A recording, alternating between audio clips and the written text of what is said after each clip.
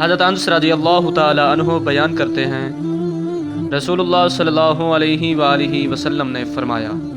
سحری کھایا کرو کیونکہ سحری کھانے میں برکت ہے۔ حضرت عمر بن عاص رضی اللہ تعالی عنہ بیان کرتے ہیں، رسول اللہ صلی اللہ علیہ وآلہ وسلم نے فرمایا، ہمارے اور اہل کتاب کے روزوں میں سحری کھانے کا فرق ہے۔ حضرت سہل رضی اللہ تعالی عنہ بیان کرتے ہیں، رسول اللہ صلی اللہ علیہ وآلہ وسلم نے فرمایا، جب تک لوگ افطاری کرنے میں جلدی کرتے رہیں گے وہ خیر و بھلائی پر رہیں گے۔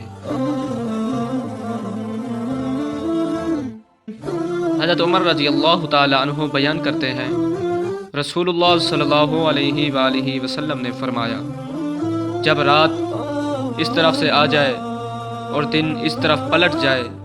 اور سورج غروب ہو جائے تو روزہ دار کو چاہیے کہ وہ افطار کرے۔ حضرت ابو ہریرہ رضی اللہ تعالی عنہ بیان کرتے ہیں، رسول اللہ صلی اللہ علیہ وآلہ وسلم نے فرمایا، جب تک لوگ افطار کرنے میں جلدی کرتے رہیں گے دین غالب رہے گا، کیونکہ یہود و نصارہ افطار کرنے میں تاخیر کرتے ہیں۔